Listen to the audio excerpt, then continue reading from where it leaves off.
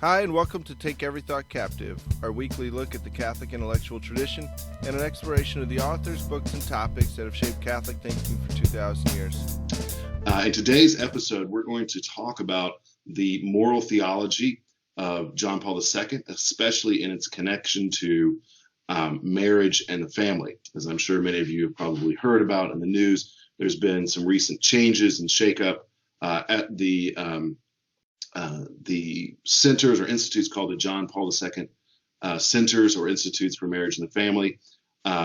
This was, given rise to a good bit of conversation and debate about those changes. We're not going to directly address that controversy, but rather just talk about John Paul II's achievements and essential insights in the area of moral theology in connection to marriage and the family, and also talk a little bit about maybe just the place of moral theology in our thoughts and conversations about marriage and family.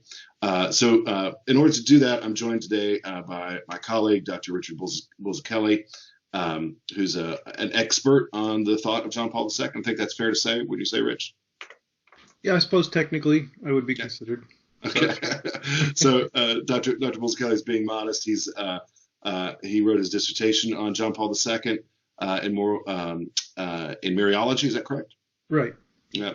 But there was a lot of emphasis in moral theology in that work, and Dr. Bulzacchelli has written extensively and presented extensively on moral theology and John Paul II in both various academic publications and academic conferences.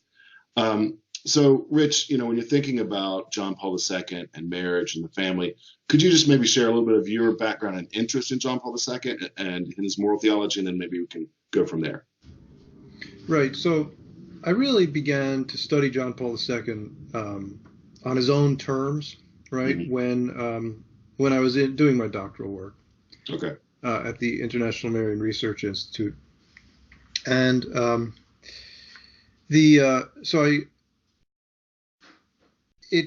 my study of John Paul II kind of occasioned a shift in my own emphasis. Prior to that, I had been strongly Thomistic, right? And then I began to be attracted to personalist thought, and I perceived where some of those differences lie. And I was especially attracted to John Paul II because he had a similar pedigree to mine. In his own background, and then sort of undertook that transition in his own thinking, and so what I found right in John Paul II was that his emphasis was very strongly on the importance of responsibility, right, in human action, and this is an aspect of his thinking that, of course, he shares with the great medieval thinkers. St. Thomas Aquinas, of course, is at the top of his list, right, in terms of authorities that he would cite there. But the way he kind of turns his analysis in a phenomenological way onto human action is very interesting because what he's doing is he's responding to Immanuel Kant, right? So he enters in on this project of approaching morality phenomenologically, right?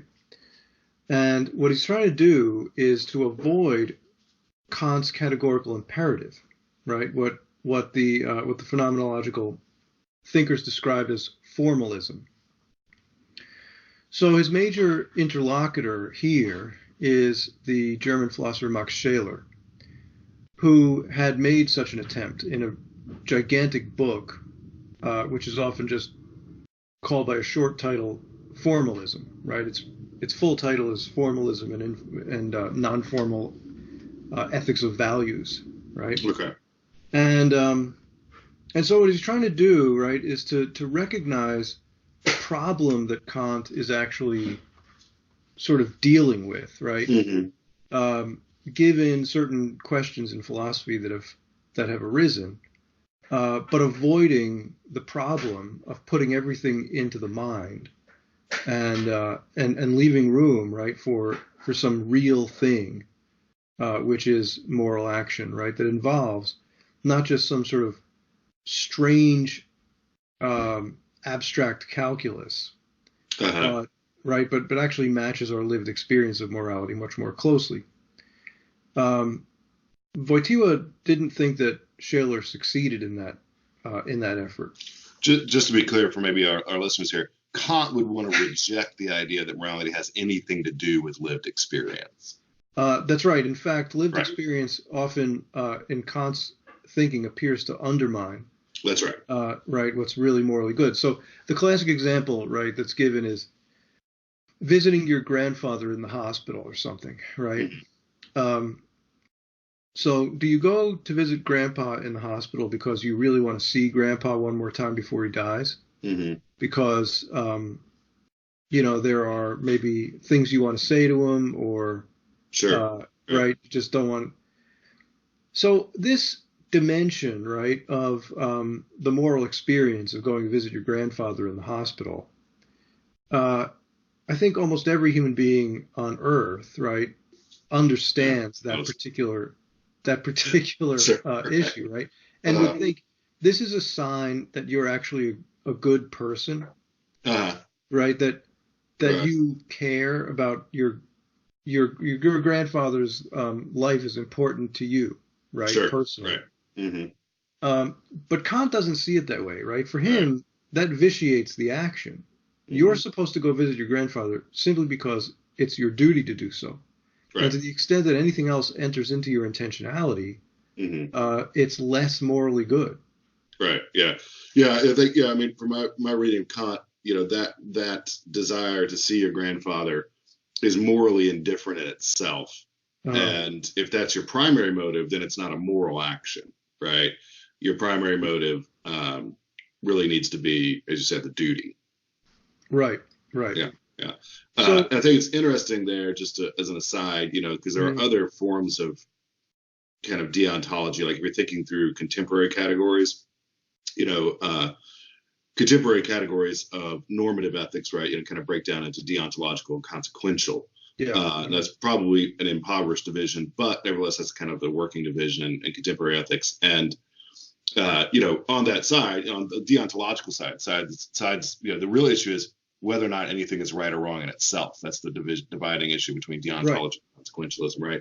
Yeah. There are versions of duty-based ethics or duty-oriented ethics, right? Like Stoic versions, natural law versions, that involve the imposition of duties, that nevertheless don't make those Kantian moves about ignoring lived experience, obviously. Right. So this is where John Paul II comes in, right, into the story, because according to John Paul II, and I'm not 100% sure that I agree that he was right here, but according to him, Shaler does not recognize any place of duty at all, right? So he kind of pushes in exactly the opposite direction. And he says basically that, where there's love, which he sees as the primary sort of element of moral thought, right? Where there's love, there is no duty. Okay. Now he does actually, to be fair, right, say something like that, but the question is whether he means it in the way that Wojtyła, John Paul II, is interpreting him as meaning. Right.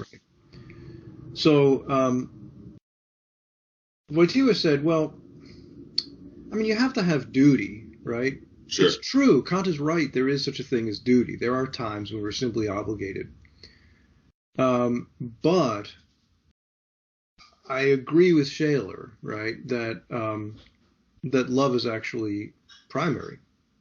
And so, to me, a fair question is what really does Shaler mean when he says that there's no duty in love? I think what he actually means, right, is that where love is the primary motive, right, where love is sort of the primary impetus of our actions, we act willingly, without sort of the constraint, right, that comes that duty represents at times, right? So you can imagine that you do something under duty that you really don't want to do, right? Mm-hmm. But Shaler is saying no. You would kind of jump at the opportunity, right? You would rise to the opportunity to do it, Mm-hmm. not because you had to, Mm-hmm. right? But because out of love you were simply moved to do it. Mm-hmm. Now, this question, I think, that analysis sounds to me kind of good up to a point, right? From a Christian theological perspective, it falls into some difficulty when we consider something like the agony of the garden, in which Christ prays, right, that the cup would pass from him, but Mm-hmm. if not, then the Father's will be done. Right. That seems to me, right, to be a recognition of duty, kind of binding him at a time when love itself does not push him in that direction, right? Mm-hmm. Now, we can probably get into some pretty deep analysis of where love is acting here, right? Mm-hmm. But just prima facie, Shaler's thesis seems to be challenged by that episode in the garden. Mm-hmm. What do you think about that?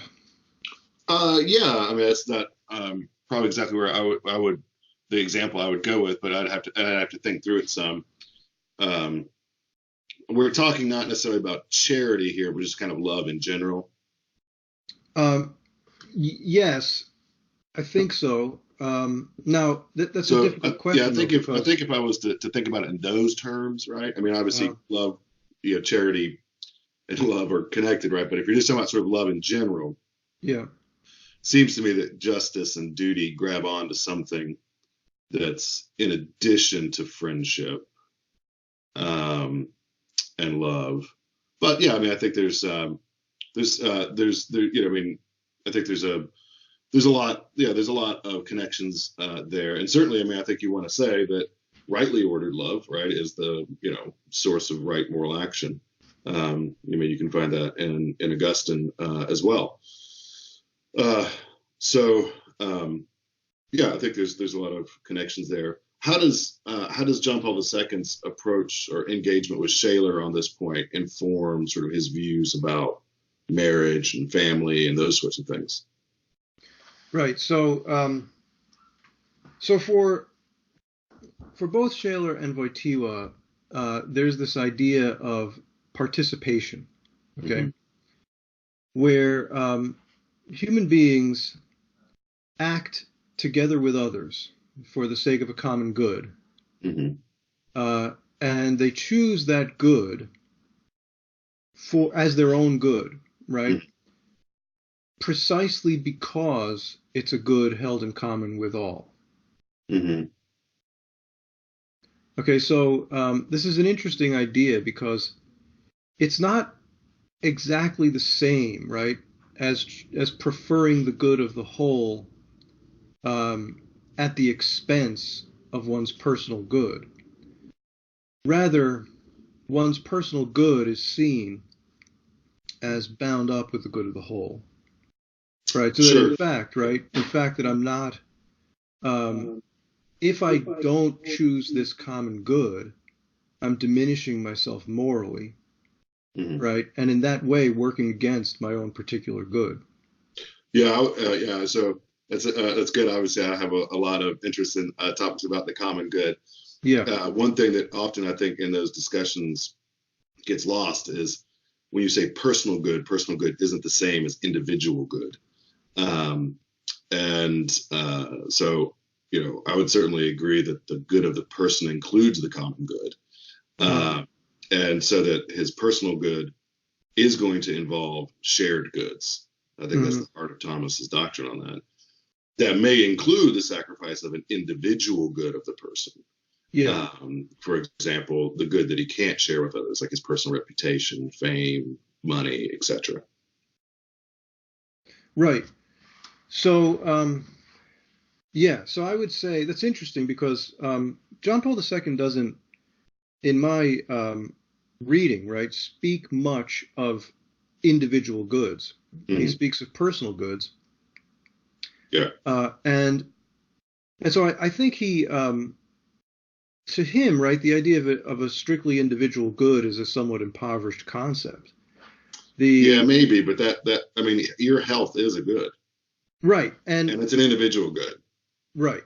And but the question I suppose is, I mean, yes, it's an individual good, right, in the sense that I'm healthy whether or not, right, my children are. Correct. And the fact that I'm healthy doesn't cause my children to be healthy in any direct way. Not directly. Like, your health is not their health. Right, right. But I think that Wojtyła would kind of, sort of look at that as, it's a good, yes, right? Sure. But it's a good of an ontological rather than moral order. And maybe. I mean, doing things to advance your individual health is good. That's right. Doing good. things to do. Right. Doing things to do. The actions that I undertake to right. bring so about. When you go jogging in the park by yourself to help your individual good, that's a morally good action for an individual good. Right. Yeah. Right. Yeah. But so maybe I could make the point better if I focus on how John Paul II brings these ideas into his discussion of the family. Right. Mm-hmm. So the idea here is he places his emphasis on on gift. Mm-hmm. Right. For John Paul II, the marriage relationship is based upon friendship. Right. Right. And it's a particularly exalted form of friendship. Right. It's a total giving of the self to the other without any reserve. Mm-hmm. And likewise, a reception of the other person without reserve, right? Okay. So the emphasis is placed here entirely upon the communal good, right? Mm-hmm. So that in this context, the good of the individual is it belongs to the whole, right? It's not to be conceptualized merely on its own terms, because no longer does the person belong merely to himself. Sure. So while it's true, right, that my own health is incommunicable to my children, mm-hmm. Nonetheless, right, this individual who's healthy is no longer merely an individual. Right? Sure. Yeah. When you put it that way, it makes me think about this, and we see if this works with your account. Once I'm in the situation of being in a family, right, and I've given myself in that way, even though it's maybe technically true that my individual health or my health is an individual good, given the mutual gift of self involved in the family, I can't think of it only as something that has reference to me. In this sense that if I were to lose my health now, right, that would have a negative impact, right, on my ability to give to give to a wife or to give to children. Does that kind of fit with what you're saying? Yeah, that's right. So think about this in kind of practical terms, right? Mm-hmm. I have been somewhat critical, actually, right, of some of the missionary activities undertaken by married people with family, with children, right? Okay. Not because I'm critical of them going and missionizing, but because, you're not against missionary work, but because they place themselves in some of these cases, right? I'm not talking about all missionary work, but in some cases, right, they're going into hostile areas where martyrdom is a high likelihood. Mm-hmm. And it seems to me, right, that the person who should be going into a situation like that is someone without other attachments, right? A person who doesn't have an obligation to remain alive and healthy for the sake of a wife and children, mm-hmm. And who doesn't have to protect them from other people, right? but often these missionaries will go into these hostile places, bringing their wives and children, right. subjecting all of them to these dangers. Mm-hmm. And it seems to me that they're confusing, right? They're confusing this actually brings us back to the issue of duty, right? Mm-hmm. So here, the person has assumed a duty, right, with respect to wife and children, right? And there's a confusion of his vocation, right? Mm-hmm. He's so zealous for the gospel, which is great, right? Sure. But in his zeal for the gospel, he doesn't care sufficiently for this good of his personal health, right? His personal well-being, which no longer belongs to him alone. Sure. And often, right, he brings his wife and kids with him, jeopardizing their health and well-being. Right. Yeah, that's an interesting example. I think that's kind of earlier when we were talking about love and duties. I think that kind of illustrates a little bit also kind of just my own thoughts about love and duties. Like love can be expressed in many, many ways, right? Mm-hmm. But there's something very specific about duties, that, you'd want to say, well, yes, of course, preaching, sharing the gospel with people who are unaware of it, kind of missionary, evangelical work of that type, evangelistic work of that type, is an act of love, and a high act of love of God, right? It's one that might not actually be open to you, right? Given your circumstances and your particular duties, right? As a husband. It's great. That's good. So, clearly, I think one of the areas where John Paul II has, his legacy has had probably the greatest impact, the longest term sort of inspiration for people, I guess, is connected to these kinds of ideas of gift, right? And the ideas of gift within marriage and the family. So could you say, and also, of course, theology of the body, a lot of people are very deeply impacted by that approach. Could you say a little bit more about maybe how this idea of gift and participation and not being your own is tied into specifically maybe marriage and sexuality? Right.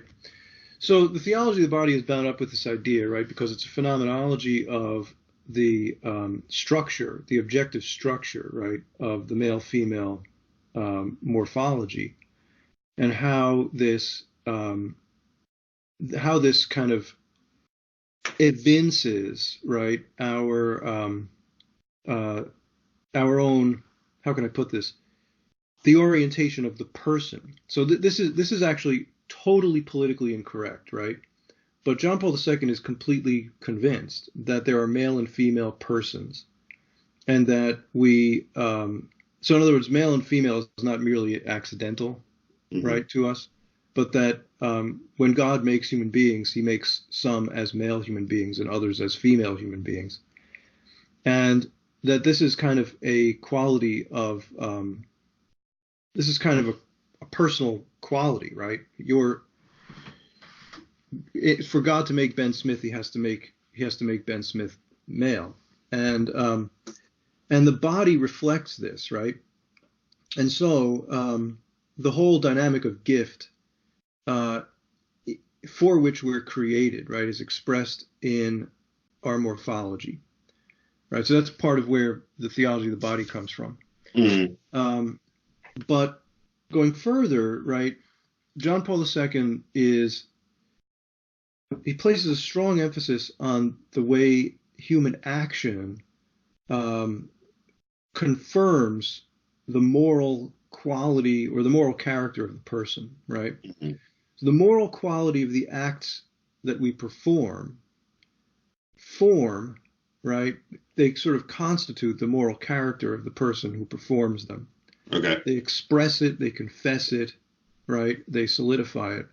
And this is why there's an interesting element of John Paul II in which he's very strong about in his directives for confession of sin, right? Okay. That every sin that is performed must be individually identified and repented of. Okay? Interesting. It's interesting, and it sounds like really really burdensome, right? Because people often, they forget their sins after a while. Right. But leaving that particular problem aside, the idea, right, is that the sin, performing the sin, right, is a kind of assigning of my own personal allegiances, right? So to leave a sin unconfessed, right, unrepented of, right, is to sort of remain aligned to it, right, until I reverse that. Right. See what I mean? Yeah. So I have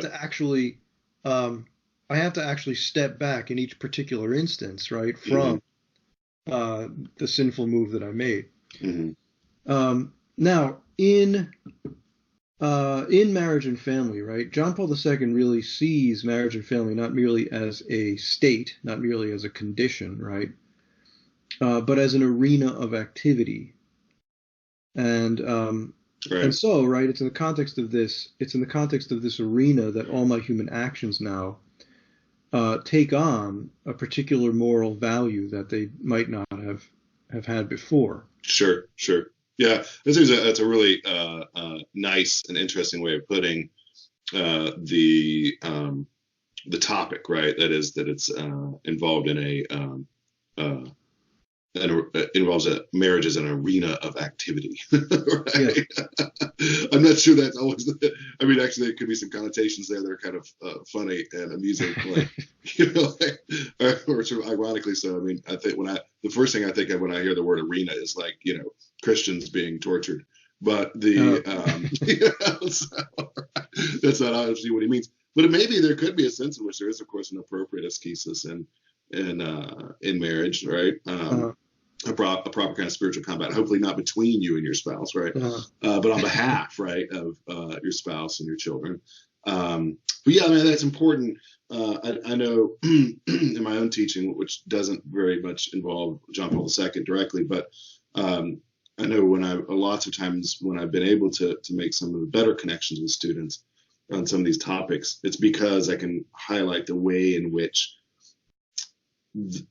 moral concepts are exemplified in particular context of action. So I think I can see why that would be attractive. What is focusing on it in that way? How does that help John Paul II sort of bring out really kind of the essence of marriage, the essence of sexuality, that sort of thing? Right. So here, John Paul II is he affirms something in Immanuel Kant, right? Which so he does. You want to say with Kant. Great fear and trepidation, but anyways, go ahead. Yeah. He does actually credit Kant with certain insights, and one thing that he ascribes to Immanuel Kant is what he calls the personalistic norm, right? So this is the idea that a human being can never be treated as a mere object, right? But always must be treated as a subject, right? So the human beings for John Paul II have an existence, right, which is to be valued for its own sake.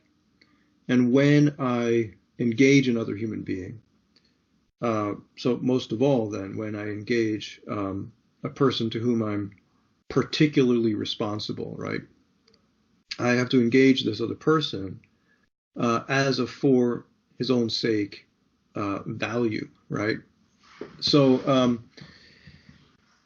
in my conduct, right, in my conduct toward spouse, right, the idea of turning to my spouse as something to be used for my own sort of satisfaction or personal fulfillment, right? Right. Is for John Paul II offensive, right? And what's interesting, right, is that no one can deny that obviously there is satisfaction to be found, right? There is personal fulfillment to be found in the context of marriage and family life, right? I mean, that's one of the reasons that people originally are attracted to it. But what John Paul II is concerned about really is the reduction of the relationship, right, to an opportunity to satisfy my own wants and desires.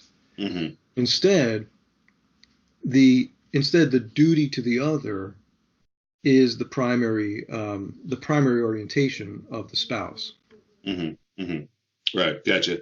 So it's interesting. Obviously, that implies, right, that certain ways of acting in marriage, certain ways of acting just generally in sexuality, acting sexually,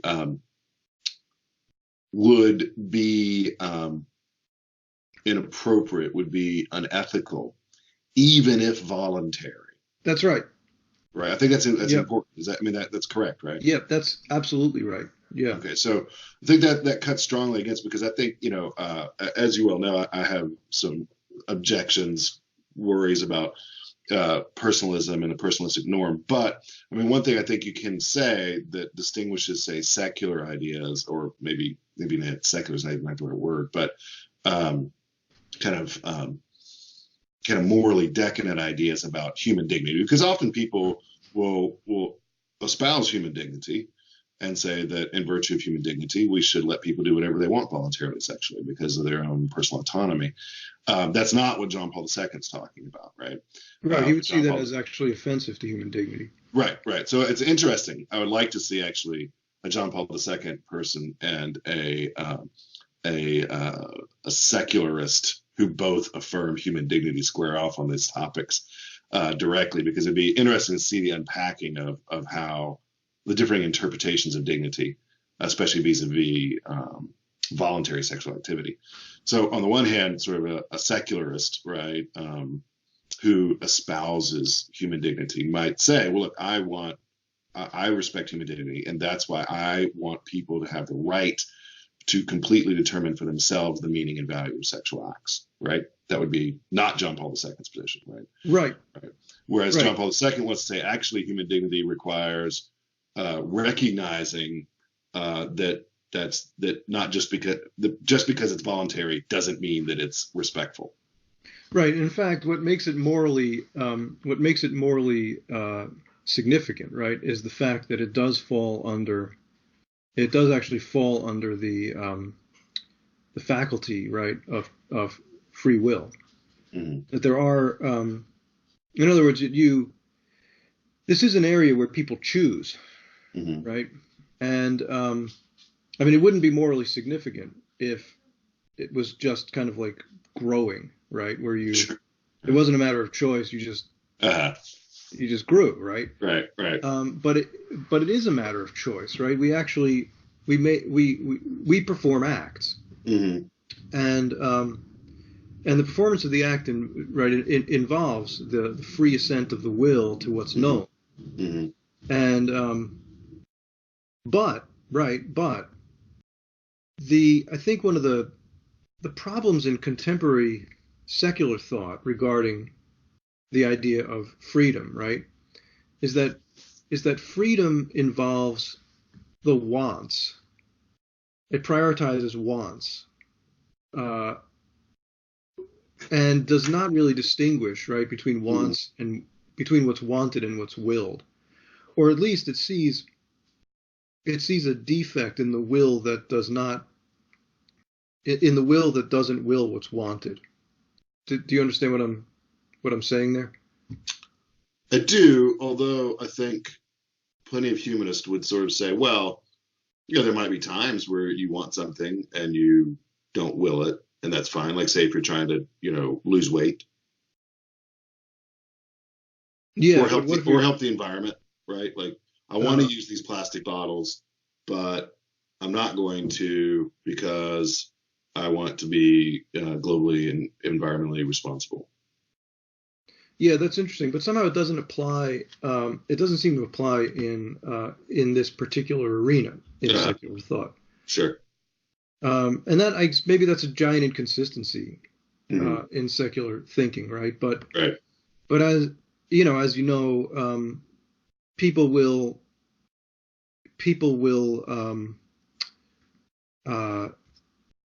they see, right, almost as a virtue, right, a liberty in this particular area of conduct, and they see themselves as somehow better for being, as they think of it, more free. Whereas John Paul II would probably look at their actions and say, well, I don't find freedom here, right? What I find is at best an abuse of freedom and really a diminishment of it. And, in the gospel sense, right, an enslavement. Sure.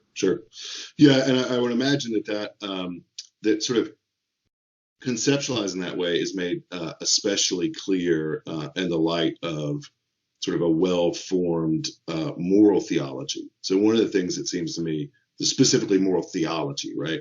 One of the things that I think, John Paul II was particularly engaged with, I mean, when you think about his great encyclicals, as a philosopher, of course, I tend to gravitate towards Fides et Ratio, but certainly, right there, equal to or better, right, would be Veritatis Splendor, right? Yeah.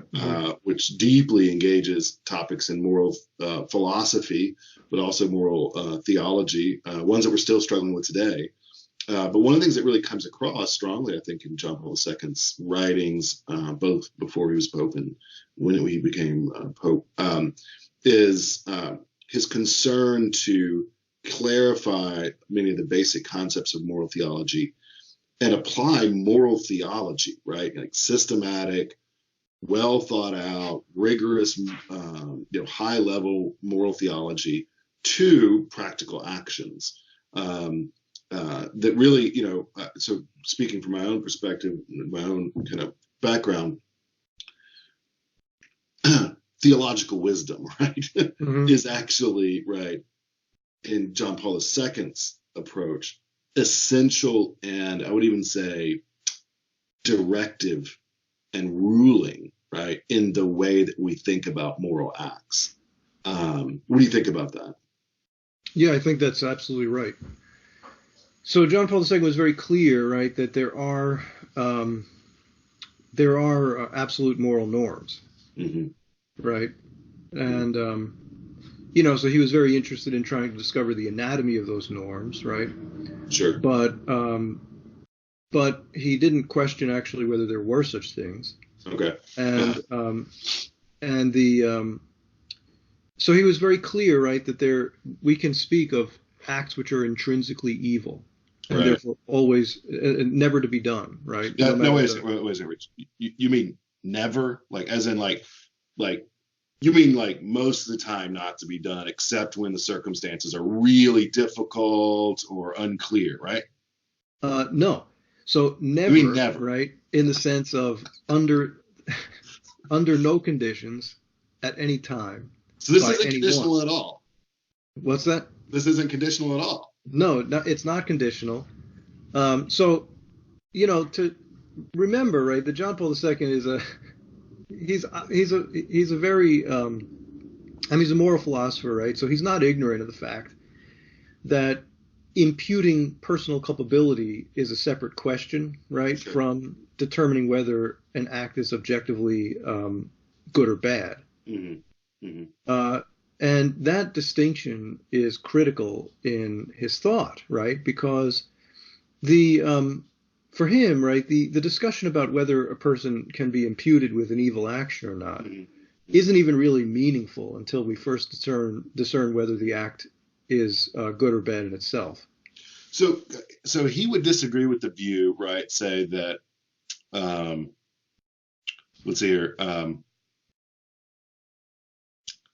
Let's say that one was cheating on his wife, right? That one was in adultery.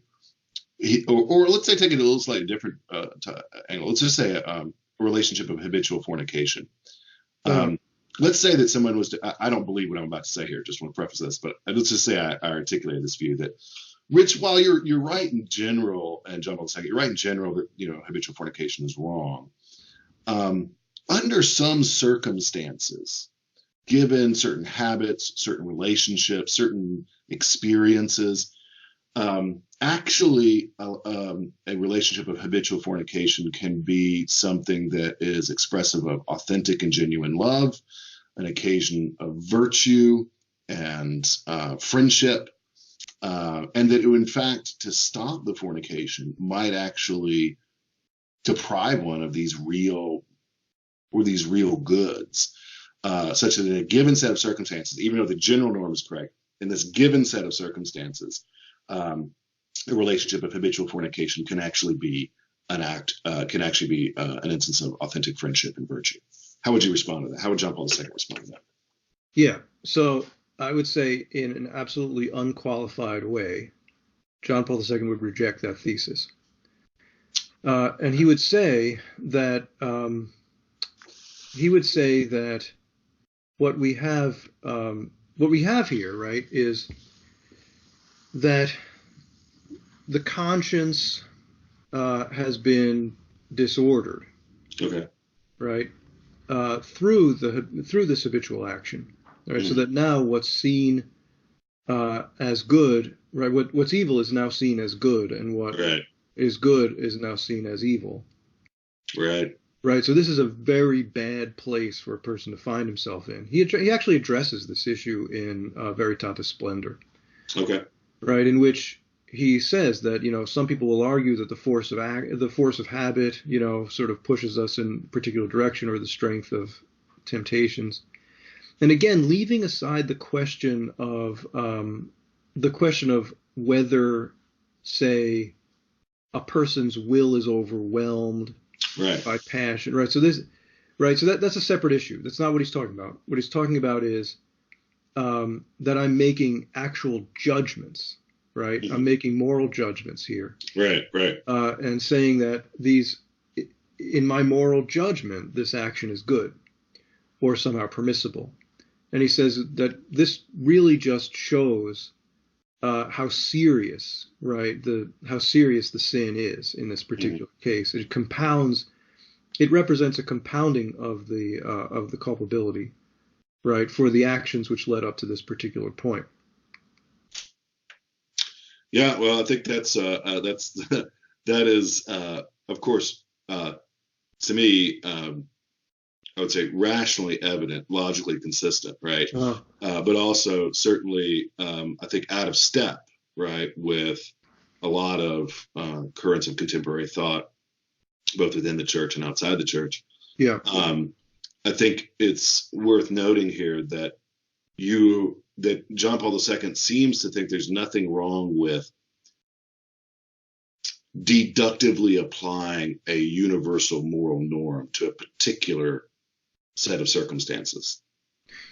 I would go further. I would say not only is there nothing wrong with it, right, but the very fact, okay, of it being a universal moral norm, right, it requires that we apply it to particular cases, right? So, you know, of course, that means how we apply it to particular cases might require some working out, particularly at the point of number one, intersection with the question of personal culpability. But again, for John Paul II, that's a distinct question, right? Mm-hmm. But number two, general principles of action, right? Sure. Are in and of themselves sort of abstractions, right? Which like concrete substances, right, only exist. So like the form, right, of dog isn't just walking around. It exists in this particular dog. Right, which has its own particular shape and size. And this is true too, you know, with these general moral principles. But if we're being honest about what the general moral principle is, right, then we can see that we actually deviate from it by trying to make it do certain kinds of things, right? So in the example that you were giving, I guess my question would be, okay, so if the argument is we can't just apply a universal moral norm to the particular case, I would ask, what universal moral norm is it here that we're, right? So what is I have to turn the table back, right? What is this universal moral norm in this case that can't be applied in this particular instance? Right. Yeah. I mean, that would be really interesting and fruitful to explore that further. And and maybe we can talk about that in another episode. It'd be really interesting to hear what someone who has this view would say back, right? Right. I think, I think currently one of the streams that we're seeing in contemporary Catholic thought, I'm not sure exactly the label to put on it, but I'm tempted to call it a sort of NeoNominalism, in which actions are so particular, right, that universal norms are never fully applicable, and that there's sort of a not just a distance between the universal and the particular, but an insurmountable chasm. And that seems to me to be very problematic in terms of ethical evaluation, whatever perspective you're coming from. Right. Yeah. No, I think I might. So you said neo-nominalism. I think I would call it moral nominalism. Yeah, moral nominalism. That's probably good. Yeah. Right. And I think that's probably right. Right. Because it's kind of like so to understand, right, the idea of nominalism. Mm-hmm. So the nominalist will use terms like animal, right? Sure. But he doesn't really think that there is any sort of ontological correlate to that, right? Right. There's no structure, right, to the universe such that some things are animals and others not. But these are just terms that we use to sort of categorize particular things, right? And we use more refined terms to categorize things even further. So now I'm talking about, a squirrel rather than just an animal in general. But even there, squirrels are just a bunch of particulars. Right. So what is it that we're really talking about? Well, we're talking about this individual and that individual and that individual, right? And really, the concept of squirrel, the idea of the form of a squirrel, right, is just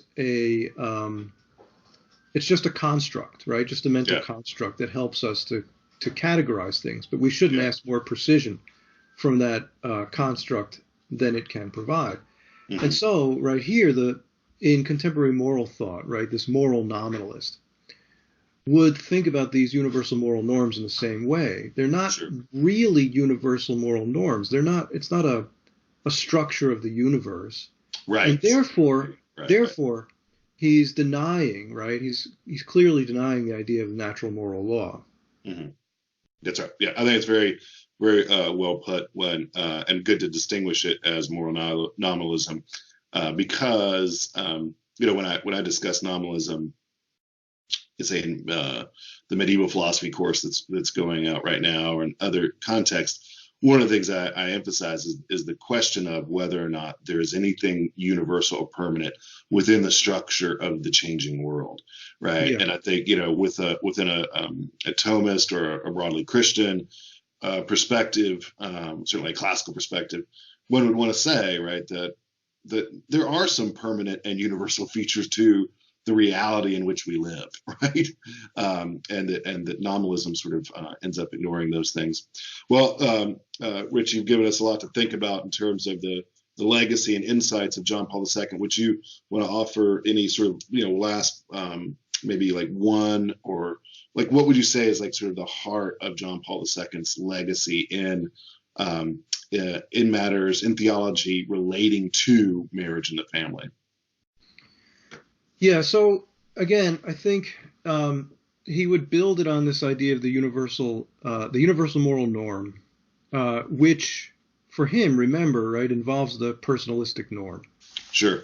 And so, right, the orientation and the way we tend to think about matters of human sexuality, marriage today, it really is a commoditization, right, of these particular goods.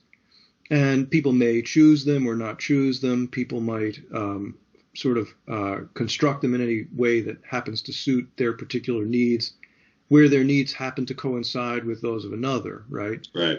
But the idea that